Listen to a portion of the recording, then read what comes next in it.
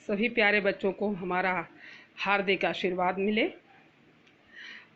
आज हम इस ऑडियो में आपको गद्य गरिमा के दूसरे पाठ अशोक के फूल के चौथे मुख्य अवतरण पर प्रकाश डालेंगे। उस अवतरण इस प्रकार है: मगर उदास होना भी बेकार है। अशोक आज भी उसी मौज में है जिसमें आज से 2000 वर्ष पहले था। कहीं भी तो कुछ नहीं बिगड़ा है, कुछ भी तो नहीं बदला है। बदली है मनुष्य की मनोवृत्ति। इसमें लेखक ये बताना चाहते हैं कि उदास होना बेकार है।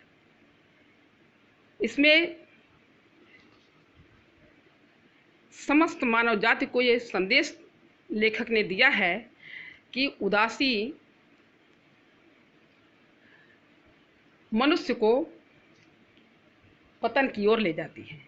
इसलिए हर स्थिति में हमें समान भाव से रहना चाहिए। उदास होना व्यर्थ है। अशोक आज भी उसी मौज में है जिसमें आज से 2000 वर्ष पहले था। कहते हैं कि अशोक का जो वृक्ष है वह उसी मौज मस्ती में, आनंद में लहरा रहा है जो आज से 2000 वर्ष पहले था। अर्थात उसका जो पुराना रूप था, जिस रूप में था, आज इस वर्तमान में भी उसी रूप में वह आनंद और मस्ती के साथ लहरा रहा है। उसका कुछ भी नहीं बिगड़ा है, उसका कुछ भी नहीं परिवर्तित हुआ है। बदली है मनुष्य की मनोवृत्ति। अगर कोई बदला है तो मनुष्य की जो मानसिक स्थिति है वह बदली है। यदि बदले बिना वह आगे बढ़ सकती तो शायद वह भी न बदलती। कहते हैं लेखक, अगर मनुष्य अपनी मानसिक स्थिति को अगर न बदलता और न बदलने से उसका विकास होता तो वह अपने उस मानसिक स्थिति को, चित्त की वृत्ति को वह न बदलता। परंतु आज का युग वैज्ञानिक युग है। इस विज्ञान के युग में मनुष्य को अपनी सभ्यता और संस्कृति का जो रूप परिवर्तित हो रहा है, उस परिवर्तित रूप के साथ ही उसे जीवन में आगे बढ़ना चाहिए। और यदि वह न बदलती और व्यवसायिक संघर्ष आरंभ हो जाता, कहते हैं मनुष्य की मनोवृत्ति न बदलती तो क्या होता? मनुष्य उसी पुरानी परंपराओं, आदर्शों और रूढ़िवादिता में ही जकड़ा रहता तो तमाम उसे असमानताओं का, विषमताओं का सामना करना पड़ता। तमाम तरह के संघर्ष जीवन में उसे देखने को मिलता। मशीन का रथ घर घर चल पड़ता, विज्ञान का सावेग धामन चल निकलता तो बड़ा बुरा होता। इसका अर्थ यह है कि आज का जो युग है वह वैज्ञानिक युग है। तो इस वैज्ञानिक युग में हमको विज्ञान के द्वारा तमाम तरह की नई नई खोजें, नए नए आविष्कार हो रहे हैं। तो अगर हमें विज्ञान का ज्ञान नहीं होगा, हम अपनी पुराने परंपराओं में ही जकड़े रहेंगे और इस बदलते हुए परिस्थितियों में से कंधा मिला करके हम नहीं चलेंगे, विज्ञान का ज्ञान नहीं होगा तो विज्ञान का जो विध्वंसकारी रूप है वह हमें देखने को मिलेगा।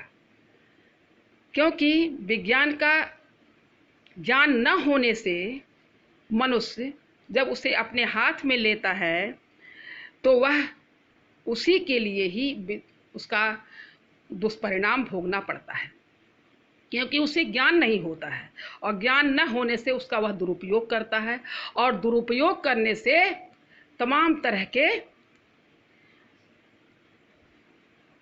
विध्वंसक रूप सामने आ जाते हैं। फिर कहते हैं हम पिस जाते, अर्थात हमारा सब कुछ नष्ट हो जाता। अच्छा ही हुआ जो वह बदल गई, पूरी कहाँ बदली है। कहते हैं कि मनुष्य की जो मनोवृत्ति बदली है, चित्त की वृत्ति बदली है, वह बदलते हुए समाज के साथ कंधा मिला करके चल रहा है, वह उसके लिए कल्याणकारी है, वह उसके लिए अच्छा है। लेकिन कहते हैं कि आज भी इस वर्तमान युग में भी बहुत से ऐसे मनुष्य हैं जिनकी मनोवृत्ति अभी पूरी तरह से नहीं बदली है। वह अपनी पुरानी परंपराओं, अंधविश्वासों पर में ही वह पड़ा हुआ है। अशोक का फूल तो उसी मस्ती से में हंस रहा है। कहते हैं अशोक का फूल, अशोक के पुष्प पर कोई प्रभाव नहीं पड़ा, वह उसी मस्ती से, उसी आनंद से वह झूम रहा है, लहरा रहा है और अपने पूरे शोभा और सौंदर्य को समेटे हुए सबको अपनी ओर आकर्षित कर रहा है। पुराने चित्त से इसको देखने वाला उदास होता है। कहते हैं पुराने साहित्य के जो अध्येता हैं, पढ़ने वाले हैं, जब उसको अपने पुराने चित्त से इसको देखते हैं तब वे उदास हो जाते हैं। उदास इसलिए होते हैं कि इस ऐसे सुंदर, मनोहर, मोहक पुष्प को की उपेक्षा क्यों की गई। ऐसी दशा में वह अपने को बहुत विद्वान समझते हैं, वह अपने को पंडित समझता है, अर्थात वह अपने को विद्वान समझता है और वह एक पंडिताई भी एक बोझ है। कहते हैं लेखक कि पंडिताई अर्थात विद्वता एक भार स्वरूप होता है। वह जितना ही भारी होती है उतना ही तेजी से उसे डुबाती है। कहने का मतलब होता है, लेखक ये बताना चाहते हैं कि जो विद्वता होती है, जब विद्वान व्यक्ति अपनी विद्वता के गर्व में डूब करके किसी एक विषय पर तमाम चिंतन, मनन, तर्क वितर्क करते हुए उसी में अपनी सारी विद्वता को लगा देता है और एक सीमित दायरे, संकुचित दायरे में ही रह जाता है, तो उसके लिए वह विद्वता भार स्वरूप हो जाती है और उतनी ही तेजी से उसे डुबाती है। अर्थात उसका वह अपनी विद्वता का वह सदुपयोग नहीं कर पाता है, वह देश और समाज का कुछ अपनी विद्वता से कुछ भला नहीं कर पाता है। यह उसी प्रकार से है जैसे कोई व्यक्ति बहुत ज़्यादा सिर पर भार लिए हो तो वह जल्दी डूब गया, और उसके विपरीत जो हल्के भार वाला है व्यक्ति है, जो कम बोझा लिए हुए है, वह डूबने से बच जाता है। फिर कहते हैं जब वह जीवन का अंग बन जाती है तो सहज हो जाती है। कहते हैं विद्वता को जो हमारे जीवन का एक सहज अंग बन जाए, अर्थात कहने का मतलब यह है कि विद्वान व्यक्ति को चाहिए कि वह अपनी विद्वता को अपने बदलते हुए संस्कृति और सभ्यता के साथ उसका सदुपयोग करे, तब उसके लिए उसके जीवन का वह उसके लिए सरल हो जाती है और वह उसके लिए भार स्वरूप नहीं रहती है, और ऐसी दशा में वह उसके प्रति उदास भी नहीं होता है। कहाँ अशोक का कुछ भी तो नहीं बिगड़ा, कितनी मस्ती में झूम रहा है। कहते हैं, लेखक कहते हैं कि अशोक का कुछ भी नहीं बिगड़ा है, उसका जैसा स्वरूप बहुत पहले था वही स्वरूप आज भी उसका दिखाई दे रहा है। वह पूरी मस्ती और आनंद में लहरा रहा है। कालिदास इसका आनंद अपने ढंग से लिए थे, और तो कहते हैं मैं भी, लेखक कहते हैं कि मैं भी अपने ढंग से इसके मोहक स्वरूप, इसके सुंदर और मोहक स्वरूप का आनंद मैं ले सकता हूँ। इसके प्रति उदास होना हमारा बेकार है, व्यर्थ है, क्योंकि मेरी उदासी का उस पर कोई प्रभाव नहीं पड़ता है। इसके अंत में इसके माध्यम से लेखक ने मानव जाति को यह संदेश दिया है कि जो विद्वान व्यक्ति, सच्चे जो विद्वान व्यक्ति होते हैं, वे मान अपमान से परे होते हैं। कौन उनका मान कर रहा है, सम्मान कर रहा है, कौन उनका मान कर रहा है, इसके प्रति उनकी कोई परवाह नहीं करते हैं, केवल अपने लक्ष्य को साधते हैं। वे अपने लक्ष्य को देखते हैं कि हमारा लक्ष्य हमें मिल जाए, इस पर वे ध्यान देते हैं।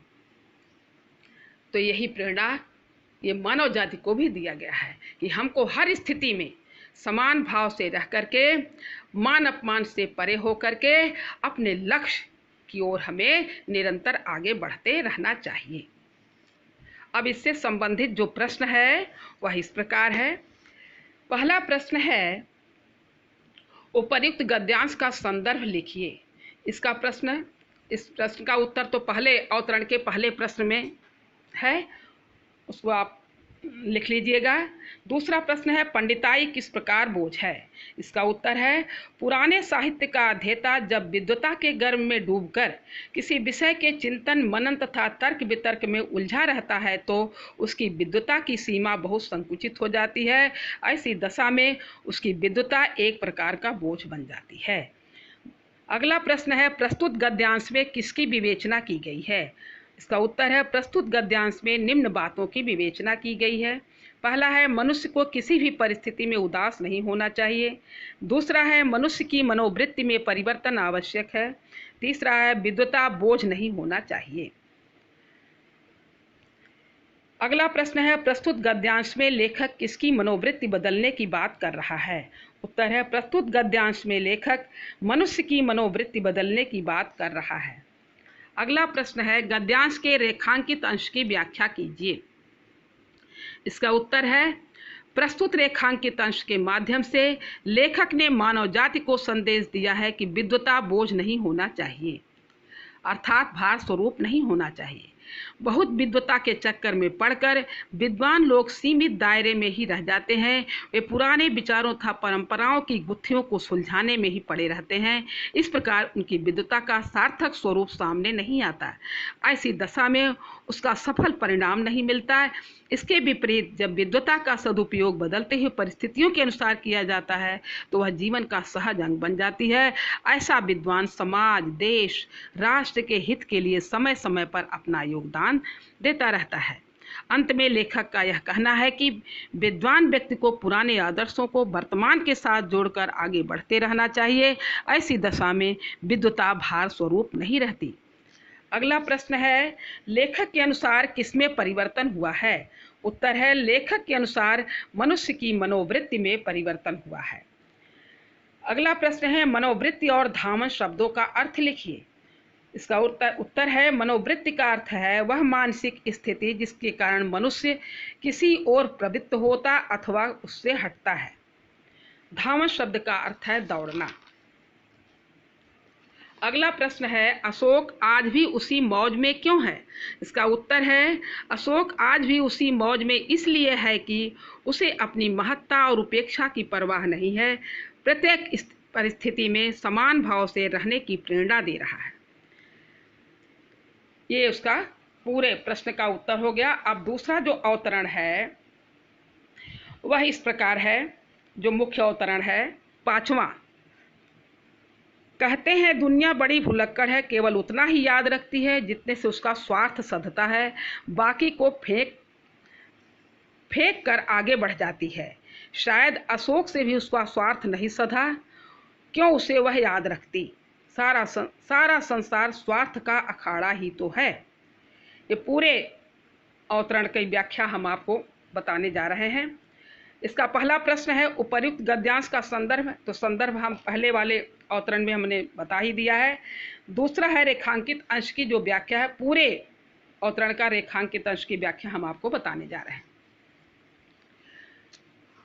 परवर्ती साहित्यकारों ने अशोक को भुला दिया। इसी संदर्भ में लेखक का कहना है कि वास्तव में दुनिया भुलक्कड़ है, उतना ही याद रखती है जितने से स्वार्थ पूरा होता है।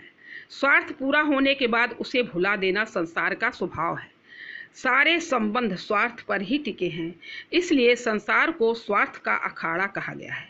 जिससे स्वार्थ पूरा होता है उसे संसार अंगीकार कर लेता है, और जो स्वार्थ सिद्धि में काम नहीं आता उसे त्याग दिया जाता है। सभ्यता और संस्कृति की वे बातें जो हमारे स्वार्थ को पूरा करती थी हमने अंगीकार कर ली, और इसके विपरीत थी उन्हें त्याग दिया। शायद अशोक से उसका स्वार्थ नहीं सधा, इसलिए उसे भुला दिया गया। दूसरा प्रश्न है, सारा संसार स्वार्थ का अखाड़ा ही तो है, इसे स्पष्ट कीजिए। लेखक ने संसार को स्वार्थ का एक विशेष स्थल माना है। जिससे स्वार्थ पूरा होता है उसे संसार अंगीकार कर लेता है, और जिससे स्वार्थ नहीं पूरा होता उसे त्याग देता है। ये मानव का स्वभाव है। अगला प्रश्न है, लेखक ने गद्यांश में किस प्रकार के लोगों को स्वार्थी कहा है? इसका उत्तर है, लेखक ने बदली हुई मनोवृत्ति वाले लोगों को स्वार्थी कहा है। अगला प्रश्न है, प्रस्तुत गद्यांश में किस प्रसंग की चर्चा की गई है? इसका उत्तर है, प्रस्तुत गद्यांश में मनुष्य के स्वार्थी प्रवृत्ति के प्रसंग की चर्चा की गई है। अब ये दो अवतरण का एक बहुत छोटा अवतरण था, ये इससे संबंधित प्रश्न हो गया।